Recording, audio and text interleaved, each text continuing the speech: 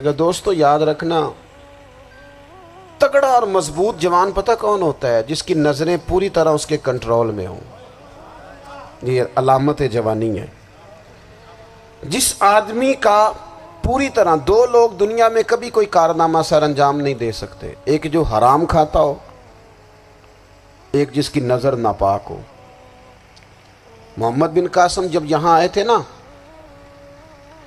تو ایک دن بڑے پریشان تھے، تو ایک بزرگ کہنے لگے آپ کیوں پریشان ہیں؟ کہنے لگے راجہ دہر سے مقابلہ ہے اور ہماری فوج تو سندھ کے رستے بھی نہیں جانتی، زبان بھی نہیں جانتی، لڑیں گے کیسے؟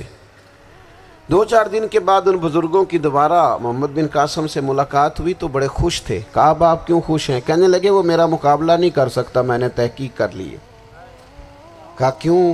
کہنے لگے نظر کا گندہ ہے، اور جو نظر کے گندے ہوتے ہیں وہ میدانوں میں ٹھہرا نہیں کرتے۔ میدان کے لیے نکلنے کے لیے پاک جوانی کی ضرورت ہوتی، تطہیر مزاج ہونا ضروری ہوتا ہے، پاکیزہ افکار اور سچی اور سچی ستھری سوچوں کا ہونا ضروری ہوتا ہے۔ اس لیے فرمایا کہ میرا مقابلہ نہیں کر سکتا۔ حضرت عبداللہ ابن حذافہ کمرے میں تھے تو وزیر کی بیٹی اندر سجی سنوری پہنچ گئی۔ جیسے ہی آپ نے اس کفر کی چال کو دیکھا تو تیمم کر کے نفل شروع کیے۔ وہ ساری رات بیٹھی رہی، رب کا بندہ ساری رات عبادت کرتا رہا۔ عبادت بڑا سہارا ہے، مصلی بڑا سہارا ہے اللہ کے بندوں۔ صبح دروازہ کھولا، وزیر نے اپنی بچی سے پوچھنا چاہتا تھا رزلٹ کیا نکلا، تو وہ کہنے لگی پیچھے ہٹ جا، اب تیرا میرا تعلق کوئی نہیں، میں نے نبی پاک کا کلمہ پڑھ لیا۔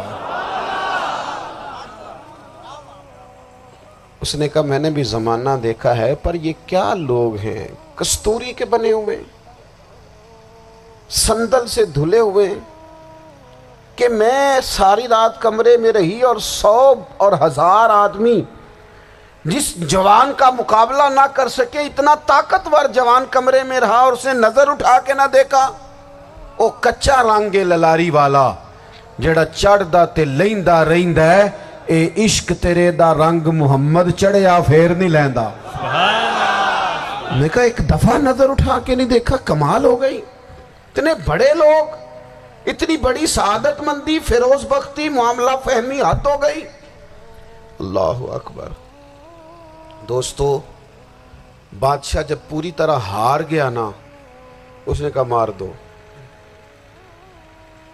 تیل گرم کیا ایک کڑاہی میں، اور جب آپ کو اس میں ڈالنے لگے تو آپ کی آنکھوں میں آنسو آ گئے۔ بادشاہ کا خیال ہوا شاید نرم ہو گئے ہیں، کہنے لگا روئے کیوں؟ فرمانے لگے سوچتا ہوں جان ہی ایک ہے، کتنا مزہ ہے اس کی راہ میں جان دینے کا، کتنی لذت ہے اس کے نام پر مرنے میں، کتنا لطف ہے۔ جے تو چڑھیا اتے دار بھی نہیں تے جے تو وکیا عشق بازار بھی نہیں، تے ایڈا سستا سودا پیار بھی نہیں، تے ایڈا سستا لبدا یار بھی نہیں۔ کئی جنگل گانے پیندے نہیں، کئی دوزخ لنگنے پیندے نہیں، جے وہ اس ملوں بھی مل جاوے، ایدوں سستا ہور بپار بھی نہیں۔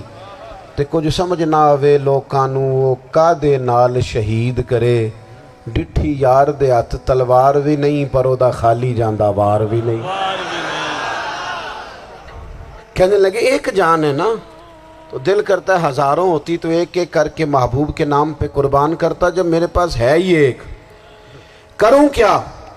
حضرت عبداللہ ابن حذافہ رضی اللہ تعالیٰ عنہ جب روئے اور بادشاہ نے یہ بات سنی تو بادشاہ اٹھ کے کھڑا ہو گیا، سارے وزیروں مشیروں کو کہنے لگا تم نے کہا تھا نا بندہ ضائع کرنے والا نہیں، یہ بھی ضائع کرنے والا نہیں۔ کہنے لگا میرا ماتھا چومو، تم جیسے لوگوں کو قتل نہیں کرنا چاہیے، آزاد کرنا چاہیے۔ عزیز اپنی زندگی سے نا یہ بہت زیادہ ہرس، ہوس، طمع، اور یہ کسی بات کی بھی ہو، ہرس صرف پیسوں کی نہیں ہوتی ہے، شہرت کی بھی ہوتی ہے، یہ بیماری انسان کو اقتدار کی بھی ہوتی ہے، تعریف کی بھی بیماری ہوتی ہے، یہ سارے نقص ہوتے ہیں لوگوں کو، اور معاذ اللہ بعض جبوں کبوں کے اندر بھی ہوتے ہیں، وہاں بھی پنپتے ہیں۔ اپنی زندگی جب تک اس سادگی میں نہیں لاؤ گے جو رسول پاک نے عطا فرمائی ہے، جب لوگ آسانیوں میں پوری طرح الجھ گئے تو پھر وہ دور ہوئے اور کفر چڑھ گیا۔ دوسری بات، اللہ کے محبوب صلی اللہ تعالی علیہ وسلم کی محبت ہم سے تقاضا کرتی ہے کہ ہم اس مشن کے لیے کام کریں جس مشن کے لیے رسول پاک نے کام فرمایا ہے۔ ہم سارے کام بڑے مضبوطی سے، سوچ سمجھ کے، تدبر سے، حکمت سے، تقاضوں کو مد نظر رکھتے ہوئے کرتے ہیں سارے کام۔ دین کے کام میں ہمارا مزاج نہیں ہوتا، او ہو جائے گا جی، آپ بسم اللہ پڑھیں جی، شروع کریں جی۔ آپ تقاضوں کو سمجھیں، چیزوں کو دبائیں نہیں، چیزوں پر غور کریں۔ کسی کے ذہن کی سطح پر سوال ابھرتا ہے، اس کا تسلی بخش جواب دیں۔ اپنی زندگی میں دین کے کام کے لیے اپنے آپ کو وقف کریں، اور دین کے کام کے بہت سارے پہلو ہیں۔ ہزاروں لوگوں کو قرآن پاک ٹھیک پڑھنا نہیں آتا، ہزارہ لوگ ہیں جو قرآن مجید کے مطالب سے آگاہ نہیں ہیں، دین کی بنیادی ضروریات سے لوگ نابلد ہیں۔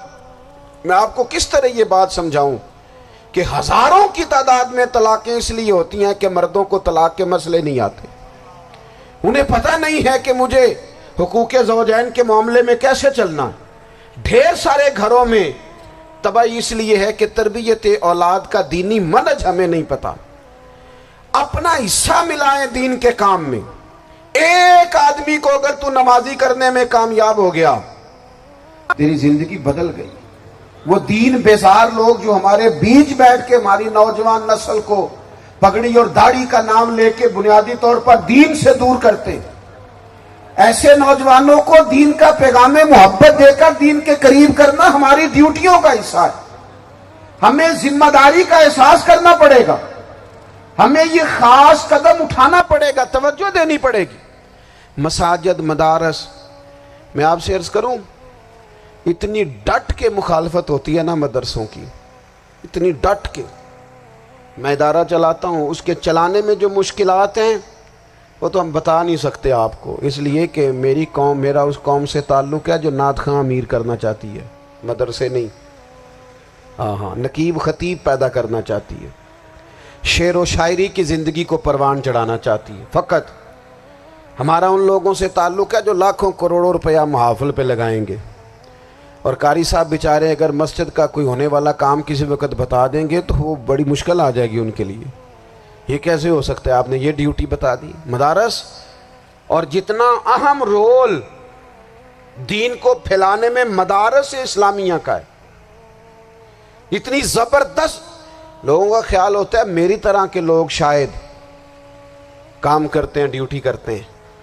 یہ 10-15 لوگ آپ کو نظر آتے ہیں جو آپ کو کہیں میڈیا پر یا ادھر ادھر ڈیوٹی کرتے، مخلص لوگ اپنی جگہ پہ، وہ بھی بڑا ہی کام کر رہے ہیں، جو میڈیا پہ آ کے بھی اخلاص سے اور درد دل سے کو دین کی، ان کی بھی کسی بات کی حوصلہ شکنی نہیں۔ لیکن ہزارہ اساتذہ جو مدارس میں بیٹھ کے پڑھاتے ہیں، انہوں نے وہ سارے لوگ تیار، آپ سمجھ نہیں سکتے کتنا بڑا کام۔ حفظ کا استاد جو ہوتا ہے نا، اس کی ڈیوٹی 24 گھنٹے ہوتی ہے، فجر سے پہلے، اور اس نے بچوں کو اٹھانا۔ تنخواہ تو ہم انہیں دینا نہیں نہ چاہتے جی، تنخواہ نہیں دی انہوں نے، ہمیں مولوی امیر نہ ہو جانا۔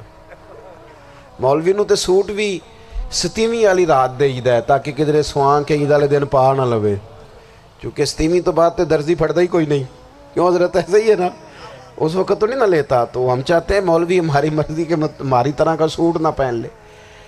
مدارس کی مضبوطی، آپ یہ دیکھ لیں، یہ صلاح الدین ایوبی کا تعلق بھلا کس چیز سے تھا؟